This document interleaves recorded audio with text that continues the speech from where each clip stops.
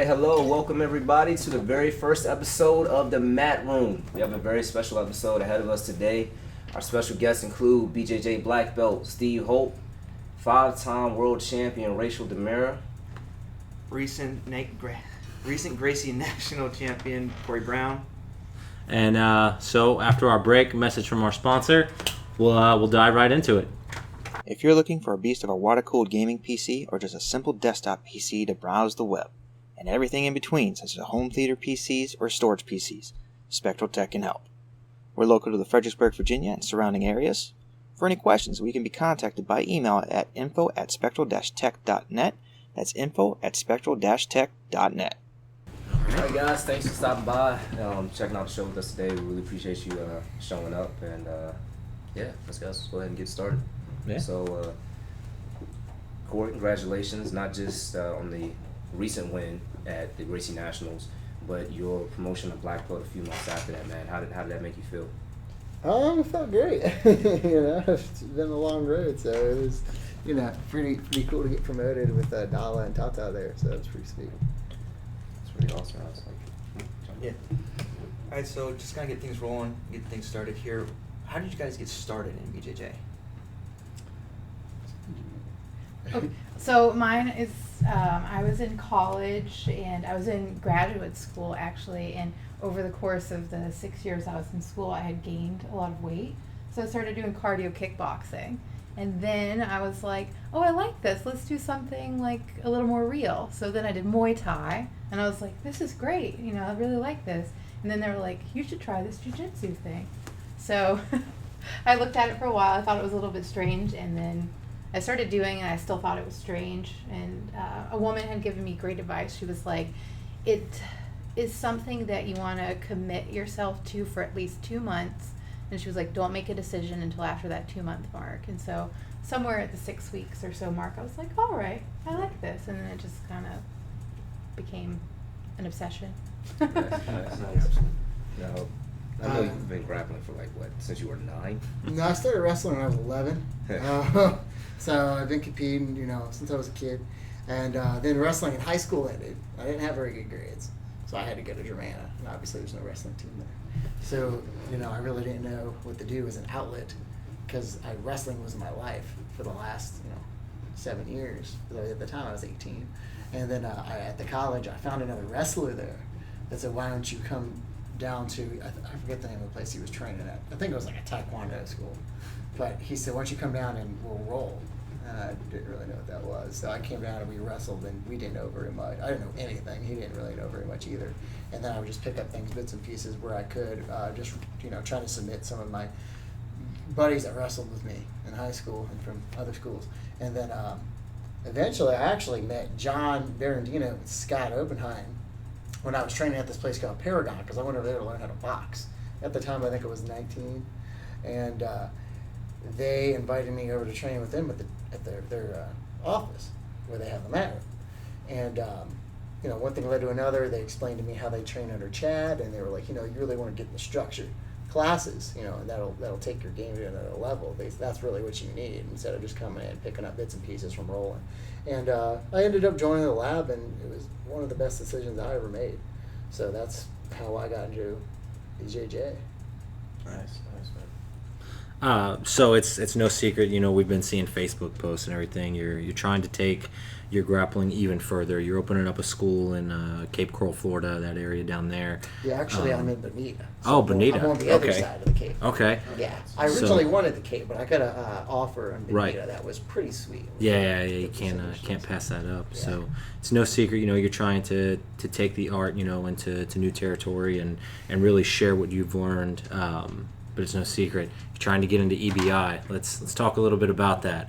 What do you want to go do? Yeah, of course I want to get into EBI. I faced a number of guys that have been in it. Some guys I've won, some lost some. So it's something I want to do. I think they're doing great things for the jiu-jitsu world with the no-gi submission only. That's something I like. Right. Is the no-gi aspect and that sub-only movement. So, and I think it's cool they put it on such a grand stage at the Orpheum in LA, and I want to be part of it, Yeah. I think it's cool. All right, So, yeah. That's So right now, just I thought Gracie Nationals was a way to get in, because I faced a couple of Eddie's guys there. So I was hoping to maybe get an invite from winning that. So still waiting on it. I know people have been contacting the matchmaker, Casey Halstead and Eddie. So I'm just waiting. So I'm just waiting. So it's just playing the waiting game. I'm going back to Gracie Worlds, so hopefully I fare well there, and maybe I'll catch a little attention there. But that's my mission right now is EBI. So. All right, that sounds good, man. Yeah. Now, Rachel, you were telling me earlier that you're a 5-time world champion, and I know that you were a black belt when I met you, but I know you said that you didn't win all of those championships at black belt. You said you won one of them there. Walk us through that a little bit. Yeah, when I first started out, the women's divisions were still combined for Nogi. So I won worlds at blue/purple belt for Nogi, both my weight class and the absolute. And then later, when it was still brown and black females, I was a brown belt, but I won the brown and black division. Nice. For that. In the gi, I won my weight class for blue and purple belt, and then for brown I got silver 2 years in a row, so close, but didn't quite make it. My best at in the gi black belt was third last year. So. Nice. What advice would you have out there for young women that are just starting, or women that are already involved in jiu-jitsu that are kind of hitting that plateau where they're thinking about, is this still for me? Do I want to continue with this? What would you tell them? Oh, if you would have asked me this 3 years ago, the answer would have been totally different. I feel like as you start doing it, it's one thing, and then it becomes something different.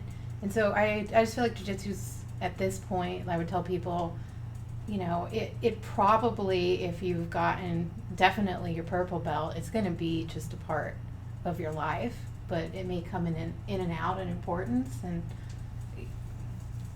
you just, if you're first starting out, you may not like it, but like I said, if you've gotten your blue or purple and you're a female, there's going to be ebbs and flows of it, and just try not to beat yourself up whenever you're not loving it, because that won't last. I'm pretty confident that it won't. Right. So kind of going on that, on those not loving it periods, what would you ask? What advice would you give someone that has kind of hit that little bit of a plateau or that slump area where they're just kind of not sure that they're actually progressing? It depends. If it's really bad, take a break. I've definitely taken a break, and don't beat yourself up. Find something else you like. Definitely stay fit. The biggest mistake you can do is not doing some sort of physical activity. Coming back after that is awful. So even if you're taking a break, make sure you're doing something. And then as far as if I need a boost personally, maybe it doesn't work for everybody, but if I need a boost, then I set myself up with a tournament. So the exact opposite. If it's just I can't, it's not that I don't want to be in, but I just don't have that same desire and motivation. If I have an end goal, and I'll set this up, then 2 or 3 weeks into that, then I'll get my groove and set it back up. But depends. Sometimes you need a break. You'll know if you need a break, or whether it's, all right, I need to put myself with some sort of milestone. I need to have an end result, a goal looking ahead of me. Corey, same question? Was especially if you're going to get hit in a plateau? Yeah. I think that just comes with anything. I just think it's normal. Yeah. Whether you're playing an instrument or, lifting weights or training for a triathlon, I think in anything you ever do, it's gonna happen. And I think the same thing as you saying, if you need to take a break, you take a break. That's normal. We're not robots. No. So if you need a break, take a break. I know for me, my heart has to be in something. Luckily, I love this. So you'll come back to it. Yeah. You love it. So kind of on the same topic, clearly for lower belts, they're going to hit that part of their journey where they may feel like they're not getting better or they're getting worse. What advice would you give to that lower belt to just kind of stick through it, and that better days are ahead? You mean like whites, blues? Yeah, just white, blue belt. Oh, okay. I mean, getting worse as far as like in for the competitor, or just guys that are in the academy, or Just either, so when they're when they're training or they're rolling, whatever, whether or not the instructor sees the gain in their game more from their standpoint, if they kind of feel like they're just hitting, they're high right then and there, and they just, not really getting better from there, what would you recommend to them? Well, I think with anything you will get better. Right. I think that's normal sometimes to feel that, and I think sometimes it's human to be hard on yourself. Right. You know what I mean? You always are gonna feel like you're not doing as well as you are. Just like what I was talking about earlier with public speaking. I always think I sound horrible. You know what I mean? But then you hear it later and it's not as bad as you think it is. Right. You know what I mean? So I think a lot of it's being hard on yourself. But I mean, if you just stick with anything, you're gonna get better at it. You know what I mean? Like, I like using a lot of analogies, but like when you learn to drive, you're terrified. It's like, I suck. I don't want to drive to the supermarket. I'm like, but now, it's easy. So just stick with it. It's just like anything else. Right. You'll come back to it, and just keep going in there. Even if you're getting mopped up every day, you're getting better. Right. Regardless of how you feel, being on the mat, you're just getting better by being there. Right. So just keep showing up. Yeah. The two of you, obviously, you've been very far in your jiu-jitsu journey. You've accomplished a lot. Sitting in front of two black belts, so that's enough said there. But my question for you guys means that you know what it's like to be at each belt. You've gone through your white belt, your blue belt, your purple. You've done a lot at each belt. When you were in that mid-range, you were looking at, okay, I've been putting in about 5-6 years of training. Okay, what do I need to do to actually evolve my game? What do I need to do to improve from here? When did that really click for you? Was it around, blue belt, purple belt, towards the end of your purple? What did you see that kind of changed the way your game flowed when you were rolling, when you were practicing? Purple belt was my best belt, hands down. It was the belt where I felt like I was able to build and transition. So it happens for a lot of people, maybe not to the severity that it happened for me, but I developed like a guard game much quicker than I did playing on top. I just couldn't pass anyone. I couldn't get inside control. I always got kind of smashed by, it's mostly a male training environment. So I spent most of the time just like trying to get myself to the top. And then finally at that belt is where I had enough of the skills to sort of overcome. And I was able to actually start learning how to pass. And then I was able to round out my game. But it took me a really long time, and if somebody wants to let me practice, that's one thing, but to actually earn it and take it for myself, it took a long time just to even have that ability.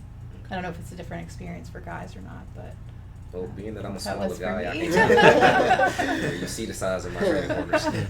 What are you now, like 110? Yeah, about that.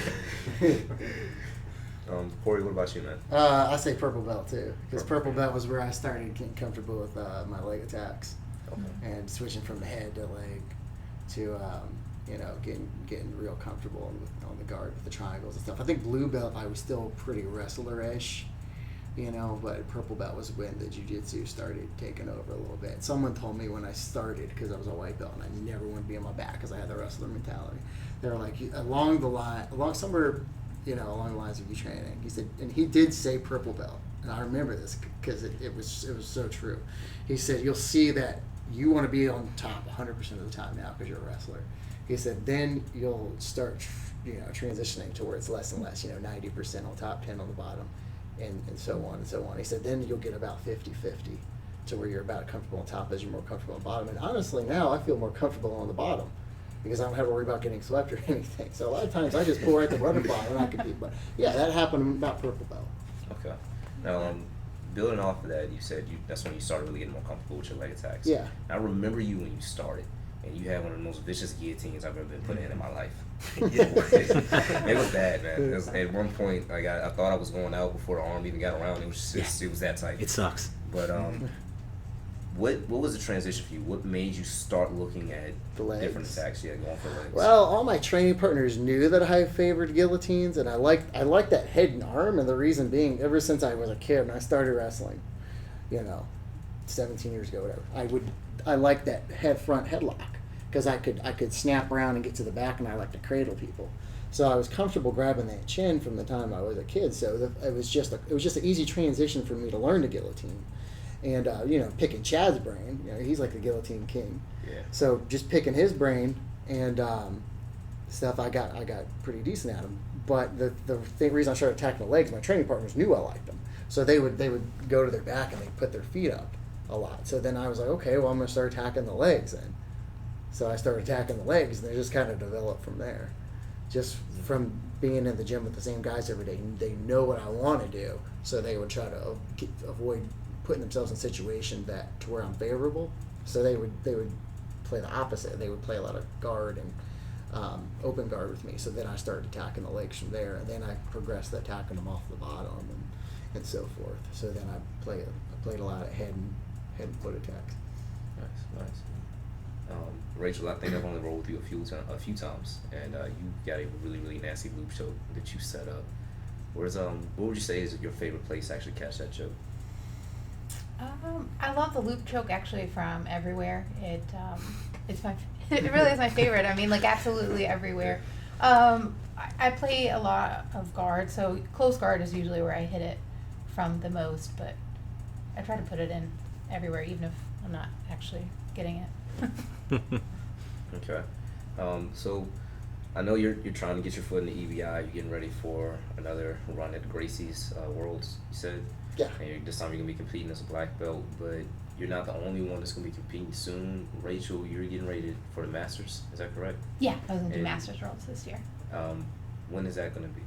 August 25th through the 28th. Oh, nice. You got yours right We'll around be there the the corner. same time. Yeah. Nice.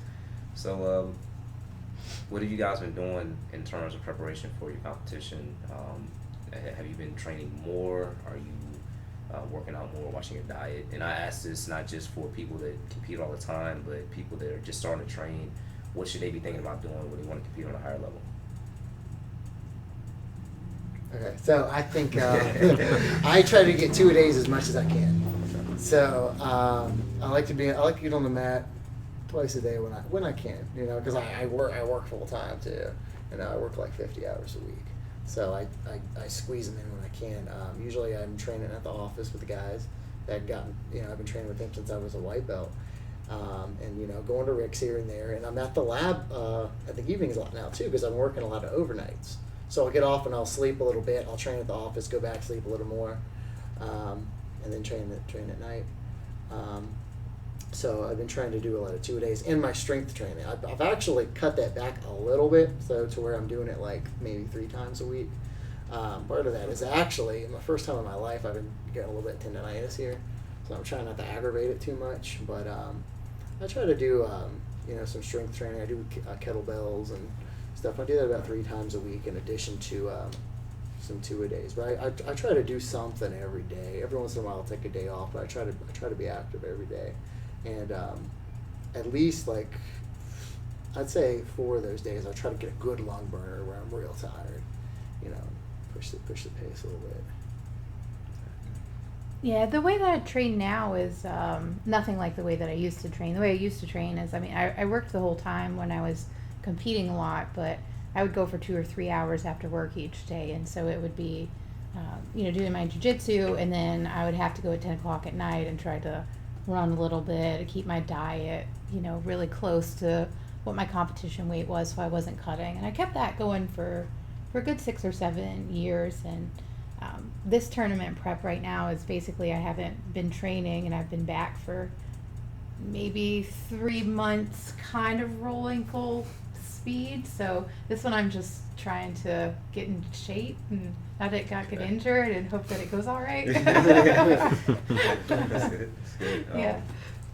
So let's talk. Corey, you said having a little bit of tendonitis, and on the topic of injuries, clearly, let's be honest, jiu-jitsu is a sport where that can happen at any given moment. It is a contact sport. So what would you say What advice could you give to that person that's trying to come back from injury, how to handle it, how to approach getting back into rolling, easing back in, anything like that? This question is for both of you. I'd say just know your body. Listen to your body, and just don't go. I mean, people you can roll easy with, and they're not gonna spaz out on you. So just go some of the guys. I mean, you want to roll with everybody, but we all know there's one guy that's in the gym that's like a spaz, and you really kind of want to avoid that situation. It's like, okay, let's go 30%, and they're going 200. So I mean, that could re-injure you. But just come back, go easy, do a lot of drilling, and do your conditioning in a way that you're not going to re-injure yourself. Right. So like, if you have like for me, like say your elbow's hurting, Yeah. then do like, as far as keeping in shape, then maybe ride the bike at the gym. Drill at a good pace. Just know your body and just take it easy. Don't push it too hard. Right. You want to push yourself hard at times, but when you're injured, that's not the time. Yeah, exactly. Right. And you, Rachel? For me, especially just now coming back, it was how well I communicated with who I was rolling Right. with. So at my old school where I'd been training there for a really long time, that would be easy. I could pick this person, this Right. person. But since I've just switched gyms, it was like I have to get to meet everybody and I have to say, this is where my limitations are. This is where you can't go. And I'd say I was like, my back is really bad. I was like, if I just stop moving, that means I want you to pass. Like, don't Right. don't hold me in the spot and check on me. Just come around. So just trying to tell your partners where you're at. Right. And if it's not working, just be like, I can't train with you. Yeah, exactly. Well, going on the whole injury thing as well, while you're out on that injury, what would you recommend someone do at home just to kind of at least stay somewhat physical? I think that depends on what you got. Yeah, obviously. So let's say just a knee injury or something like that. Oh, okay. Mm-hmm. I don't know. Yeah. So. It depends on how severe it is. But if it's something you can get on the mat and maybe drill, I would, it's still, it's still mat time, and if you're drilling at a decent pace, so where you're not going to injure yourself, you can still work your timing, your technique, Right. Your proper grips, that Okay. sort of stuff.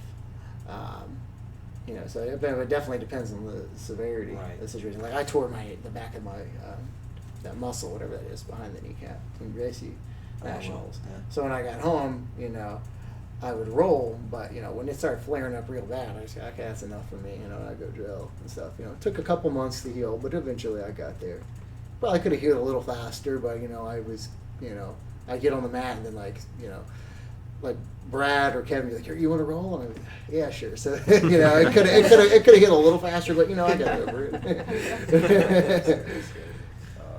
So let's go back to having a pretty dominant leg lock game. You're transitioning from upper body to lower body.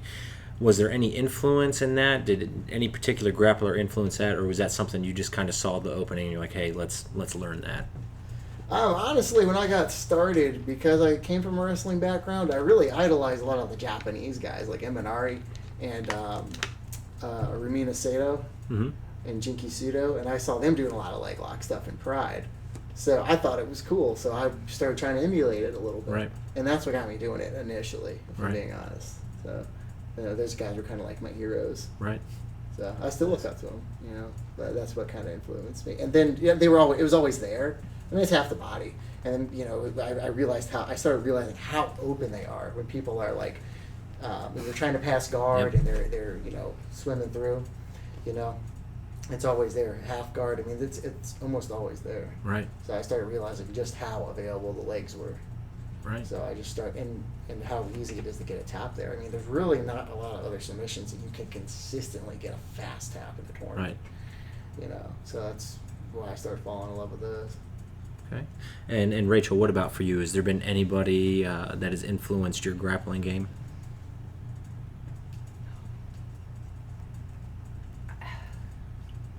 I mean, mostly it's the people that I trained with. Right. I mean, yeah, it's cool to see people, out competing on videos and stuff like that. But I didn't really have anybody that I sort of idolized in that way. It was more so my instructor. So I had one person who was really instrumental at the very beginning. He was the instructor, and so he rolled with me pretty much every day for the first 4 or 5 months. Just sort of took me under his wing. So I think I learned a lot from him. I think he wanted me to feel comfortable coming into the class, and so I looked up to him a lot. And then, obviously, the main coach that I was under, I mean, your instructor's always going to have Right. an influence on you. So mine was more, who was directly, Right. showing me the path. Right. So, since you guys have done nationals and you're already going to the next set of tournaments, what are your other goals for the rest of this year and going into the beginning of next year? For me, like Gracie Worlds is coming up in August. I just received word that I will be in the Zapatero Invitational, or there's a good chance. I still got to make sure everything's good to go with traveling down there for that date, Okay. 13th of August, and trying to get to UBI. Right. Yeah. That's the big one. And then I'm thinking about Pan Am's Nogi in October, Okay. and just other tournaments here or there. It's just for fun. Okay. Yeah. Entirely different position. I've been trying to have a baby for the last few years, so sort Okay. of in between pregnancies, I'll do a competition. So, Okay. that's more of like for a fun and a sanity kind of thing, as opposed to like having like I want to go to Abu Dhabi this year kind of a thing. So Right. whatever my body feels good, Yeah. throw one in. Yeah. Well, guys, thanks for stopping by. That's all the time we have for today. Best of luck to both of you in your upcoming Absolutely. competitions. Eddie, if you're listening, seriously, get this Please. guy in the please. Get him in. And guys, thanks. Like I said, thanks for stopping by, and we'll catch up with you guys a little bit later. Yeah. Great. All right, welcome back, everybody. We're going to be wrapping up our interviews today with our special guest, Black Belt Steve Holt. How you doing today, sir? I'm great. How are you, Mo? I'm doing all right, man. Thanks for coming out today. Not just doing the interviews, man, but thank you for providing us with Yeah, music. absolutely. Really awesome on the guitar, seriously. Appreciate it. But so I've known you for a long time, man. When I first met you, you were actually a purple belt. It's funny, your belt was Yeah. falling apart, and I'm sitting there. The first Yeah. thing in my mind is white belt. I'm like, I know nothing about jiu-jitsu. Don't know how. It's because it was stretched a lot. So. Oh. Man, I'm looking at this guy's belt, and I'm like, why is he still a purple belt? Why don't they promote him? He's starting to lose color on the belt. I don't understand what's Looks going like a on white here. belt. Yeah, that's pretty bad. I was like, I actually thought about asking you at one point, did you wash your belt? Like, Actually, I was trying no. to figure out, how that Right. happened. But yeah, I met you, man. You were already teaching. You were an instructor. You were teaching Saturday classes, and you played an instrumental role in where I am so far as a grappler. I mean, not just Chad LeBrun, the guy that talked me into doing jiu-jitsu in the beginning, but you kind of kept me afloat, man. And so this is a big question, and it kind of hits close to home for me, because you stopped me from quitting Mhm. in the beginning. What advice would you have for people that are, they're really struggling to keep pushing through? They're getting to the point where they feel like they're not gonna get any better. What would you say to them? I was listening to the other black belts when you were asking this question, and I'm an emotional guy, so I try to remove emotions from things and look at it objectively. So to answer that question, if someone were to ask me, hey man, I'm really thinking about quitting. This is not for me, or this is not something that I'm able to do. I'm big on writing things down, especially the technique. I strongly feel that's helped me. I have a whole log that I've kept since 2003 of moves, Wow. grapple sessions, things. And what I do is I go back and I look at some of the maybe issues I had with a specific move or a drill or something like that. I think that helps anybody when you document something. And I remember going to early classes, and I would see people in class who would have a notebook, and I'd be like, man, that's ridiculous. I'm not bringing a notebook to jiu-jitsu. And then after a while, I was like, that's a pretty good idea. But, carrying so much stuff, if you got a gi, change of clothes. So I would just take a cell phone, and then right after class, put my hand here, put my foot on the hip here, that sort of thing. I think that really helps. It helps you get your mind straight, and then you can look at where you are objectively and find the right path. So I hope that helps. I hope that answers your question. Oh, no, it does in a big way, man. Thank you for that. Now, I know your story, how you got started, was kind of funny. Yes. So you want to Sure. shed a little light on that? Sure. You guys were talking about John Berardino, a mutual friend of ours, big brother, fellow big brother. So John and I have known each other for a long time, and we used to always like just buddies. We get drunk, wrestle, that sort of thing, and I'd always win because I was the bigger guy. I'd just sit on him or something.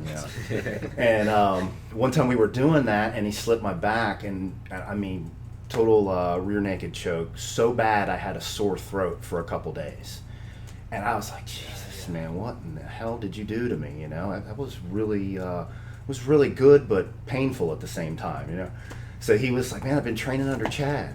I've been training Brazilian Jiu-Jitsu. Have you heard of it? And I was like, I had heard of the Gracies before, and of course the Ultimate Fighting Championship, but I never really invested. I wasn't a believer, so I was just like, all right, I'm a big dude. You got me that time, but I'm gonna go. And who's this guy, Chad? I'm gonna show him up too, So my ego walked in the door, and I got my ass kicked about 20 times at least, And each time it was funny because I kept saying to myself, "Oh, I know what I'm doing wrong. Okay, this time I'm gonna go at him really hard or something just stupid. I had no technique at all." And Chad would just tap, tap, tap. And I finally was like, "Oh, you win. I gotta learn this. I gotta know what you're doing because I'm obviously doing everything wrong." So it was a great experience, and man, I've been there ever since. I feel like I'm just constantly learning, like that first day when I was just learning the very, very basics. So it's in my DNA. So let's shed some light on that, because when you're in jiu-jitsu for a while, whether it's 7 months, 6 years, 17 years, whatever, you're going to see a lot of different walks of life come in through, wherever you train. They're going to come through that door, and there's going to be people that have that ego. I would say myself, I was doing striking for a while, right. So I knew very quick that you can be good, but there's always going to be someone better. But there's nothing more humbling than having like a 110-pound girl get on your back and just choke the shit out of you. Like, right. You're like, oh my God. So what advice could you give to that person that may have a little bit of an ego when they step through those doors? Man, you just got to check it at the door. I really can't emphasize. And we've seen that. We've seen so many times where guys come in, they're these big wrestler types, or they may even just be these big, huge bodybuilder types, and they come in and they think they're just going to dominate you. Or the wrestlers that come in and do the can opener right away, try to give you the neck crank and things like that. It's frustrating to deal with learning something new, especially when it's a physical thing. But I think that the fundamentals are the absolute most important thing. The best example to answer your question for me is, for years, was doing the front collar choke wrong, in my opinion. I would get on mount and I would sit there and I would just try to get the grips in and pull in. And I was like, man, I don't get the front collar choke that much. And then I finally realized one day that if I turn this hand a little bit with the forearm, I've got more space underneath here. Well, then it started happening more and more. So, and that was at a brown belt. I mean, I should have known that. You just learn so much in life, and things happen that every time you go in there, you check your ego at the door and make sure that, you go in with the attitude that I'm going to learn something new today. So that's probably the best advice that I would give somebody that, if they're coming in to train and they get their ass kicked a lot or they don't, and they're just kind of like, come in with the attitude that you're going to work in on one thing or maybe two things at the most, and do that the entire class, or your sparring or your mat time. Right. And then next time, something else. And then eventually you'll have a nice little foundation there. All right, and going on that, interesting story on the whole startup process. What was one of the things that actually kept you in?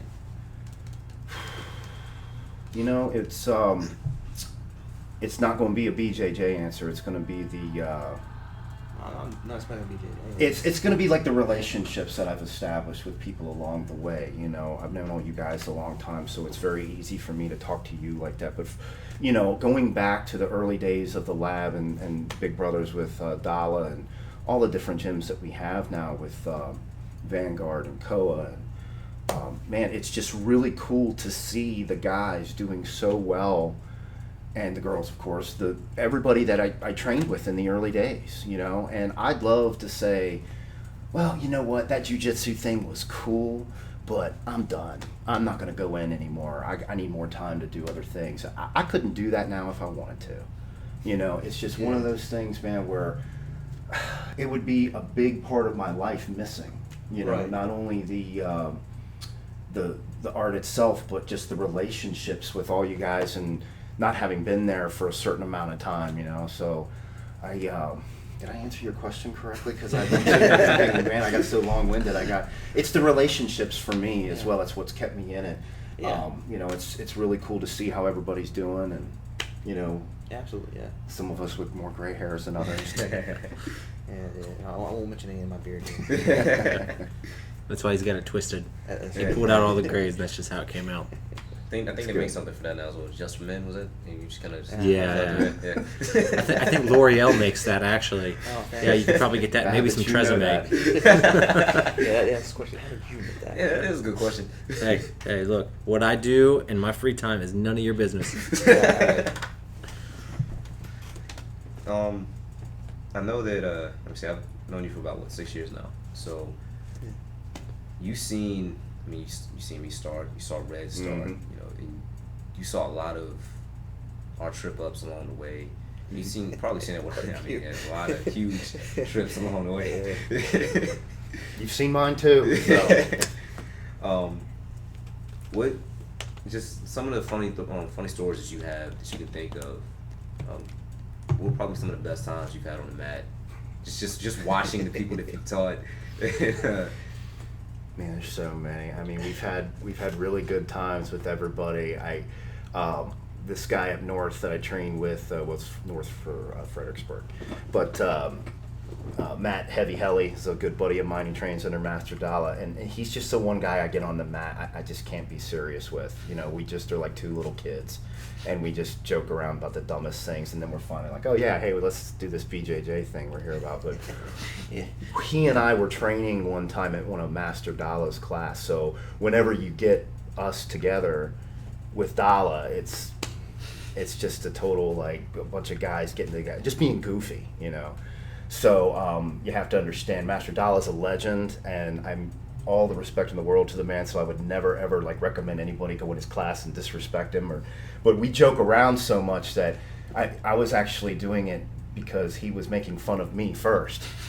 So, you know, I would be very respectful at first. I would come in and, hey, yes, Master Dalla, how are you today, sir? And he'd be like, you're fat. And I'd be like,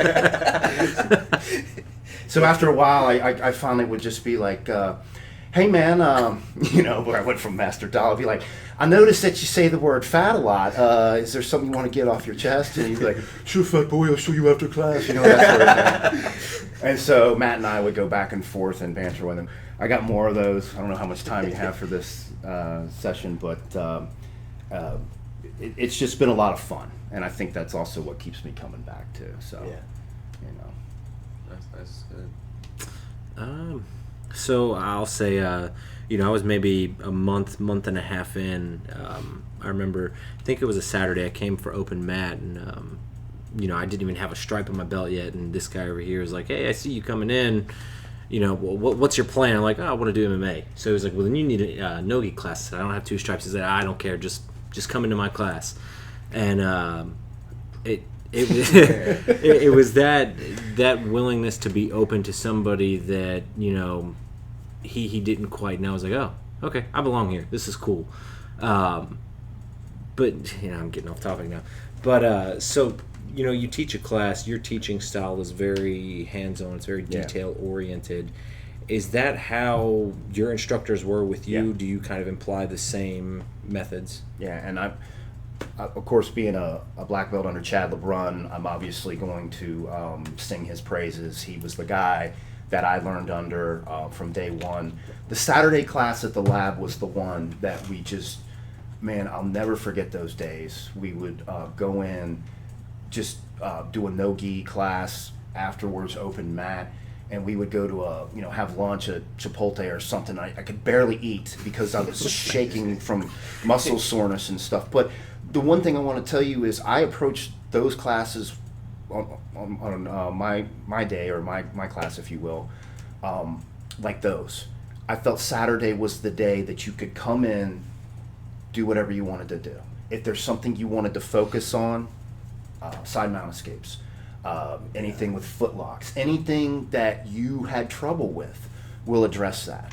So I also try to think of a nice series that people can apply right away.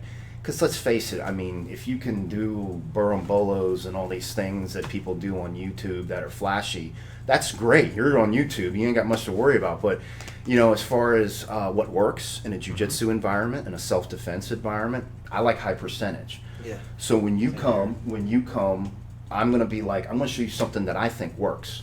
And it's worked for me. Here it is. So hopefully you felt that way after that class that, you know, I got something I can put in my toolbox right away, you know? Yeah, every Saturday, that's the best part because I know I'm getting quality training. And like you always say, it may not be flashy, it may not make the highlight reel, but it works, damn it. It works. Yes. Thank you. Hey, Better look, already. a lot of that stuff you've showed me on Saturday is actually a good majority of my game right now. I mean, I use a lot of it because, let's face it, I'm a bigger guy. Getting on my back, it takes a lot of my range of motion. I'm like, oh God, I'm so slow on my back. So, you know. I'm a turtle. Yeah. Yeah, no doubt, man. Being a big guy and coming into a jiu-jitsu world where everybody's usually faster, got these crazy guards and things like that, you know. Whoa. I'm pointing fingers. Yeah. Look, we've been over this, all right? I was there for a long time. They felt bad, so they just gave me a belt. Like, Whatever. Okay. Whatever. So. All right, going on the whole, size and everything. Is there anyone in particular, or would you just recommend BJJ to pretty much anyone who had any walk of life, any size? I think any walk of life. I think everybody needs to know how to position their bodies for a self-defense situation. If you're going to go on and do submissions, whether it's in some form of MMA or BJJ competition, you need to learn the positioning. And I think that all walks of life. My 10-year-old son now is training. And man, he's probably like 65 pounds or something like that. But but it's something that I think it instills the hard work ethic. He can now understand if he gets bullied or something, what's a safe position, and he can have fun at the same time. So yeah, that's actually why I got my kid there now too. Yeah. So, and I know that Mel's a good kids instructor, so it probably gives you a lot of satisfaction to see all of the growth and things like that. Gone a long way, man. Yeah, it's cool to see. It's definitely cool. But back kind of part to your question earlier, I think it's cool when anybody, the light bulb goes off and they're like, man, I love this. Yeah. This is what I want to do. This is something I have to do. Or they got a sweep, or it worked, or whatever you were working on that day, and it just keeps you coming back. Yeah. But yeah, man, I think it's for everybody, you know, especially if, you know, people are into self-defense. I mean, obviously that's one of the main reasons why we do it, so. Yeah. I think it would be good if we kind of all shared what that light bulb moment was for us. I mean, it's going to be different for everybody. That was easy for me. It was actually the night I got my blue belt. Right. Very easy for me because, but it was also one of those light bulb went off. I was like, yeah, this is fun. I'd like to stick around, but I need to make sure I've earned this blue belt now. Right. So I kept coming back in harder. Target on your back. And I noticed it was because like all the white belts now were like, okay, that one's mine. Yeah. And it does not work that way. Yeah. You tap a higher belt, you don't get that belt. No. Please understand that. Nope. But I would say my light bulb moment, it was so funny. It was actually my first class. I was rolling with Alex. You all know him. And the first thing he said is, you're really strong. And I was like, oh, thank you. I had zero technique, though. I was under him. We were doing escapes from like a full mount or something like that. And it was just like, it's like, get off of me. You're like 160. Get off of me. And then after that first class, I was like, wow, like, you know, coming from a striking background, technique is everything, but power can get you out of a lot of bad situations. And striking, it just can. One punch can make the difference.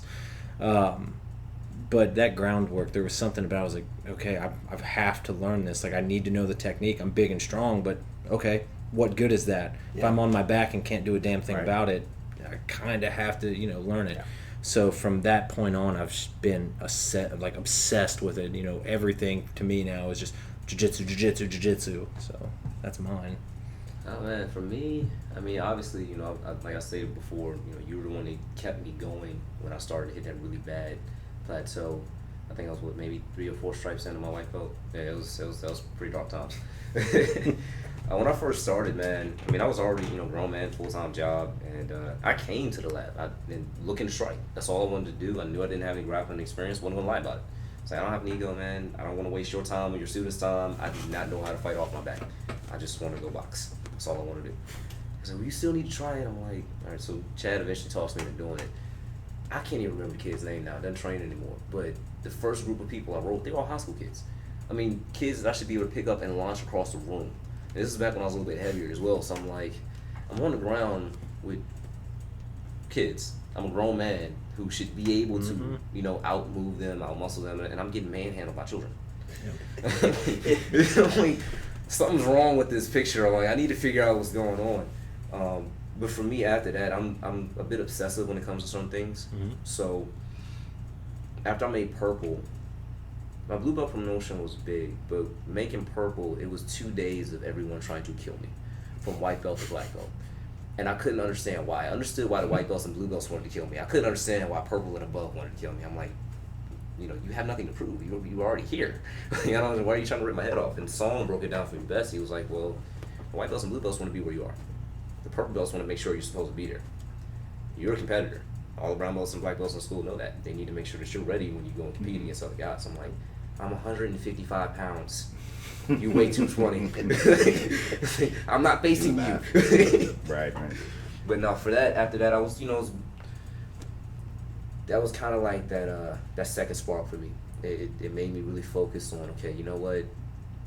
When I first started, I never thought I was gonna make it that far, to be completely honest. I thought that blue belt was gonna be a huge achievement, and for me to see anything past that was pretty much unfathomable because no grappling experience. All I wanted to do was strike anyway. So for me to get to purple and to see that, and I think it was just under 6 years, that kind of sparked, you know, another flame in me to keep training hard, to try to pursue, you know, my grappling career as far as competition, to see how far my jiu-jitsu journey would take me before, you know, my body says, okay, you're done, you can't do anymore. But yeah, definitely when I first started getting manhandled by kids, that was the first thing that kind of messed with me a little bit. I was like, nah, we can't have this.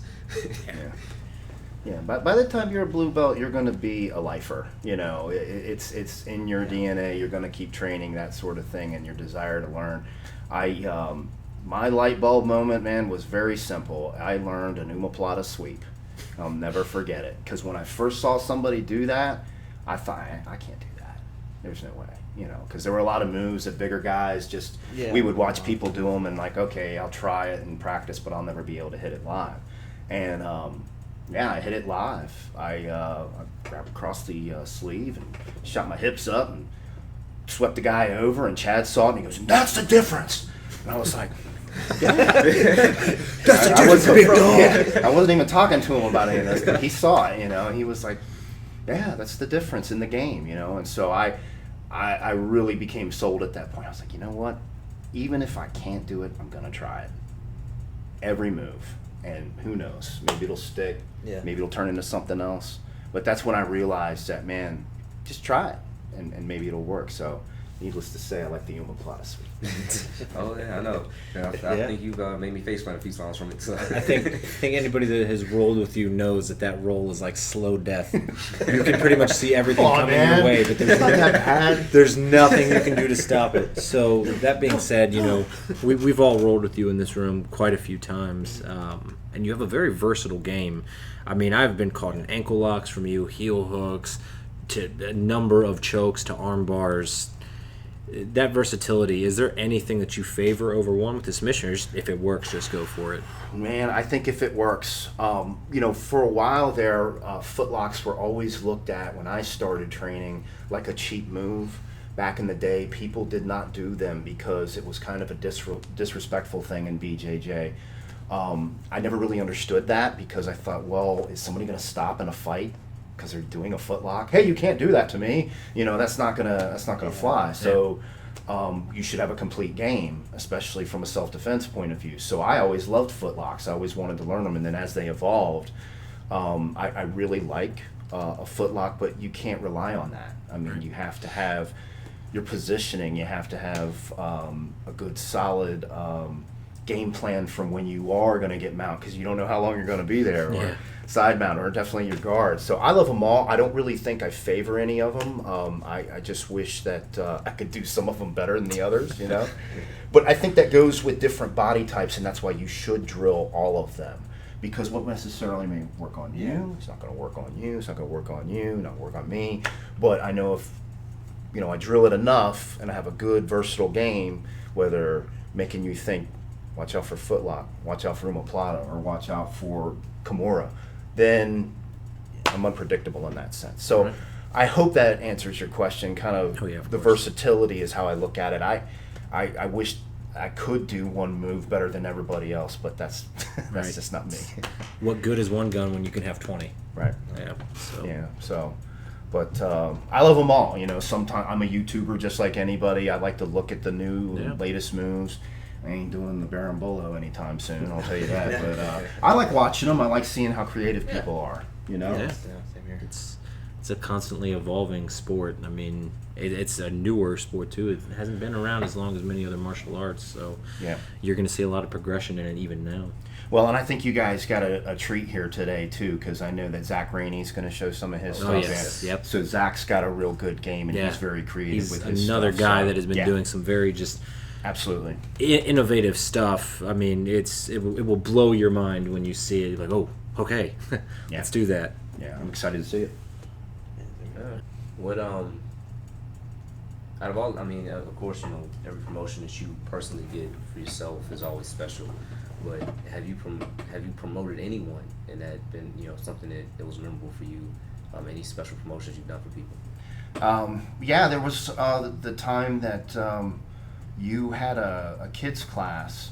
I had never really promoted any kids, you know, but you guys invited me to the class and invited me to help out. And man, that was just such an awesome thing to see their faces light up like that. I mean, I really can't say enough about how, like, giving back. Like, they were just happy to, like, you know, I was the black belt in the room, and they were just, like, amazed at that.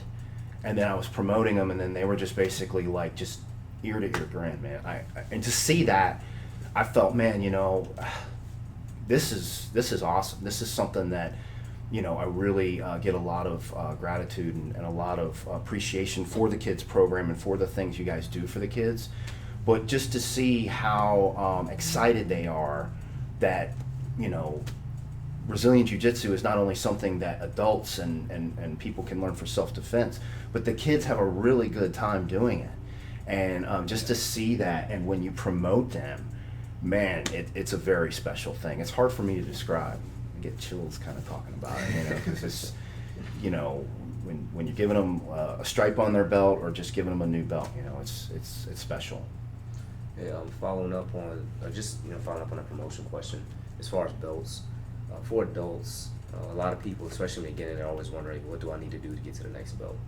So for the white belt, trying to look to get the blue looking for purple, and so on and so forth. What advice would you give them as far as that transition time between belts? What do you need to be working on to get to the next level? Just work hard, and it's going to pay off. You're going to have those moments. You know, I'm not a world champion like the other black belts you guys had here earlier today, so I can't attest to the fact that, you know, it's going to take you to that level. I would say, though, that, you know, because you got to have some talent, you got to have some luck. There's some people who have all these things combined, but the hard work is the consistent thing that they will all tell you. And you just got to put in the mat time. You just got to put in the time. I wish I could tell you that there's this magic move, you know, the flying heel hook or the, you know, something like that, and then you'll get your black belt with that, you know. That's not the case, and we wouldn't want it that way. You know, everybody brings something different to the table, but I think that one consistent trait with everybody is when you get promoted, you've worked your ass off, and we all see that. And just one thing on the belts, it doesn't necessarily belong to you. I've always looked at it that way. I've looked at it like the belt that you're wearing represents your teammates, your instructors, your school. It's their belt too.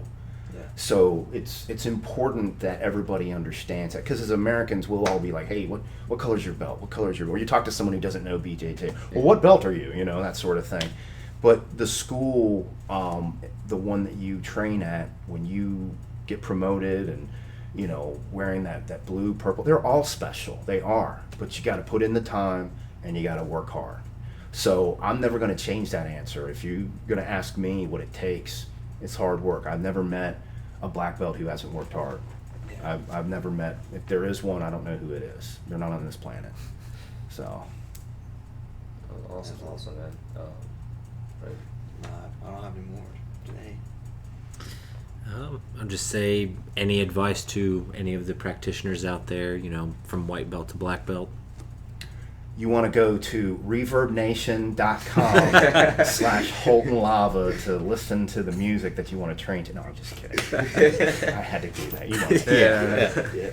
No, man, just have fun, you know? We get so serious and we watch UFCs and we watch YouTube and people get, you know, caught up in life and man, I can't say enough about have fun, train hard, and don't forget those relationships that you have with the people at your school, you know?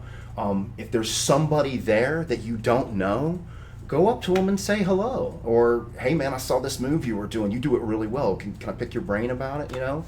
So those are types of things that, you know, we might forget about sometimes when we're going to school and get through I know I can be robotic in my routine and I'm just a creature of habit and I go straight ahead. But make sure you know everybody at your school, you know, and get to know them and have a good time.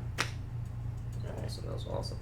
Oh, thanks for stopping by today, man. Thank you. Hey, thanks for having me, guys. I Yeah. appreciate it. Also, once again, thank you for the awesome tracks you laid down Yeah. for our intro Yep. and our Yep. outro today. Anytime. Very, very, very appreciative of that. And guys, we're gonna wrap up with our interview portions for today. When we get back from a brief moment from a word from our sponsors, we're gonna move on to our technique of the day with special guest Zachary Rainey. If you're looking for a beast of a water-cooled gaming PC or just a simple desktop PC to browse the web, and everything in between such as home theater PCs or storage PCs, Spectral Tech can help. We're local to the Fredericksburg, Virginia and surrounding areas. For any questions, we can be contacted by email at info@spectral-tech.net. That's info@spectral-tech.net. Alright, this is Matt Room. Here today to demonstrate a technique for us is BJJ Black Belt Zachary Rainey. Zach? Great. So what I want to show today is something that's a common position and common problems from this position, and kind of come up with a solution that's an alternative to the normal position on the back. All right. So one of the first things that you're taught when you take a person's back is, of course, to secure your position. You might have the backpack grip, over-unders and what have you. Okay, but some of the common chokes that we do from here, we're using our opponent's gi. And so once we start fishing around for their opponent's gi, they're immediately going to start to defend. They're immediately going to, grab your hands, grab their own gi, and it creates just all sorts of problems and complications when you're trying to submit the person. Okay, because this is one of the first things that you learn how to defend. Okay, so one of the solutions that I found is not to use their gi at all as far as the setup. So we're here. Let's just say that we have a normal backpack grip. Okay, so he knows that he thinks that you're gonna start, trying to, secure either lapel. Okay, so we're not gonna bother with either one of those at all. Okay, what we're gonna do is we're going to transition our hand down underneath the armpit. Okay, so we're gonna pull with this side and over here. Okay, even if he's pulling down on your arm up here as defense, still it's very difficult for them to stop that motion. Okay, a lot of times people won't think much of it. Okay, they're just thinking they just have a deeper backpack grip. Okay, so now what we're going to do is we're going to release this hand and cup. Okay, just get a nice secure position here. Okay, cupping underneath the arm. Okay, we're going to loosen up our own gi and punch out our gi. Okay, make sure that you punch it out so it's nice and taut. And then we're going to take the very tip of our gi and hand it off to the bottom of our hand, our bottom hand here. Okay, it's important when you hand it off not to hand it off too far like this. Okay, we do not want to give our opponent a handle to release this grip once we get it secure. Okay, so we want it right at the tip, right here, so there's not enough of the gi for them to grab onto.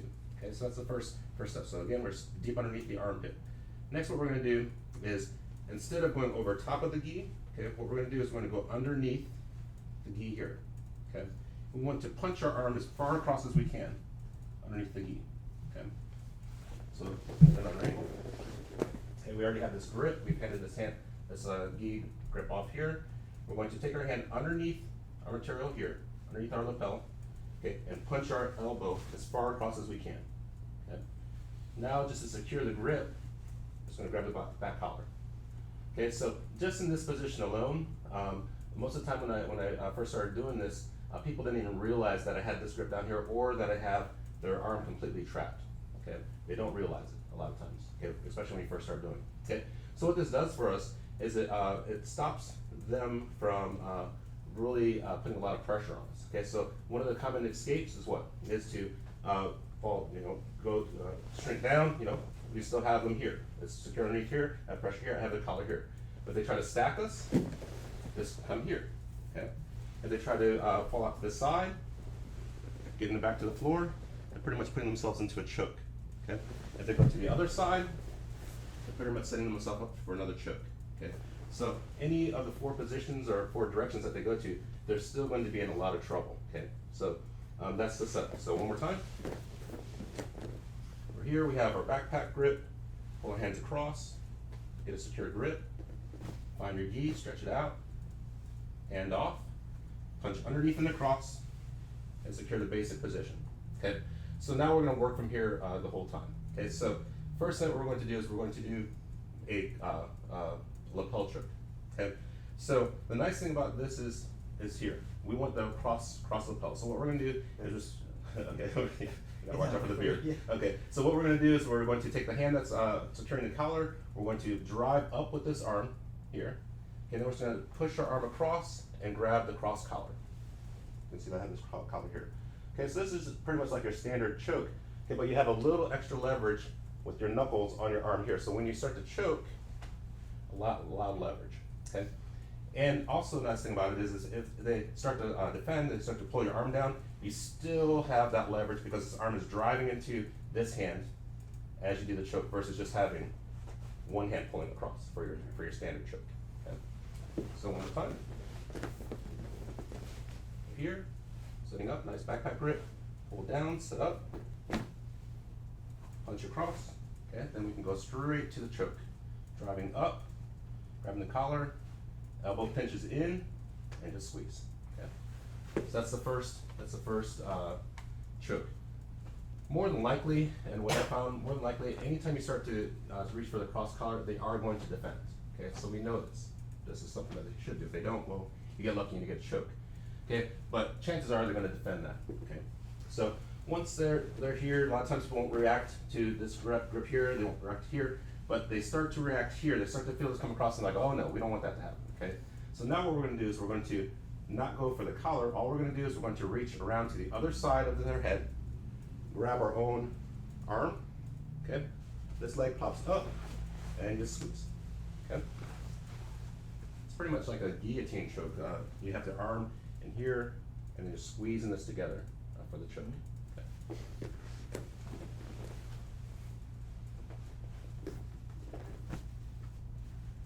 Once again, we're here.